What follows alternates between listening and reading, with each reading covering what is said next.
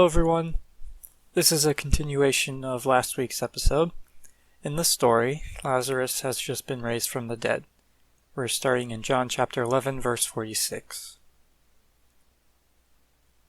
But some of them went to the Pharisees and told them what Jesus had done. Then the chief priests and the Pharisees called a meeting of the Sanhedrin. It's interesting that in order for this to be written about, a Pharisee had to have told John whenever John was writing this book.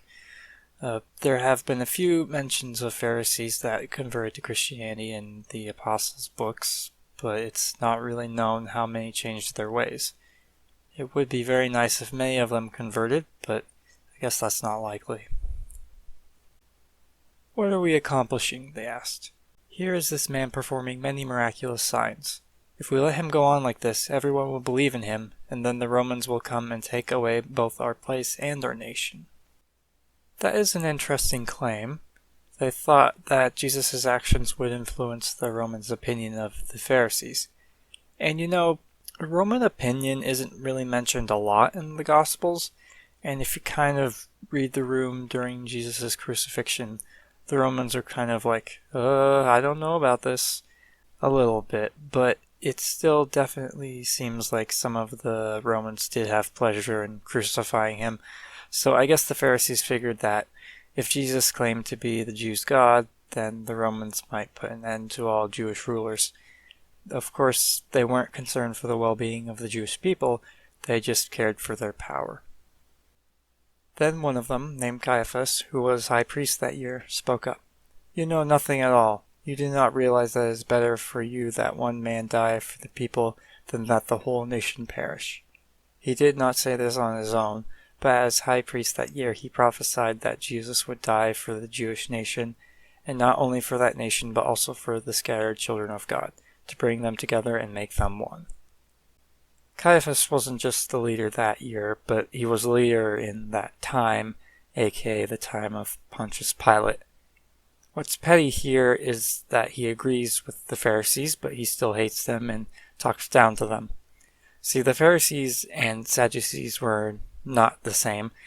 It's kind of like Republicans and Democrats. They can agree on some things sometimes, but they still despise the other side. So even though he's claiming they're idiots, he also believes that Jesus should die. But then John mentions the most interesting thing. Caiaphas received a prophecy directly from God, and it very much came true, but he misinterpreted it. Jesus wasn't a threat, he was salvation. I guess from a certain point of view, God knew that Caiaphas would misinterpret it. Jesus needed to die, and giving this prophecy to Caiaphas would seal the deal. That probably happens a lot.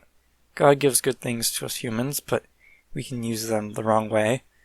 But he can still use that for his benefit. So from that day on, they plotted to take his life. Therefore, Jesus no longer moved about publicly among the Jews. Instead, he withdrew to a region near the desert, to a village called Ephraim, where he stayed with his disciples.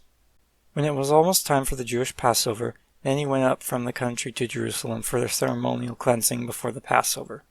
They kept looking for Jesus, and as they stood in the temple area, they asked one another, "What do you think? Is he coming to the feast at all?" But the chief priests and Pharisees had given orders that if anyone found out where Jesus was, he should report it so that they might arrest him. Jesus always had good timing, and he still had a few more prophecies to fulfill, so he was going to wait till he made his most public appearance of all. But we're not quite there yet. We've got a couple more occasions and a couple more parables. So stay tuned for that. Thank you.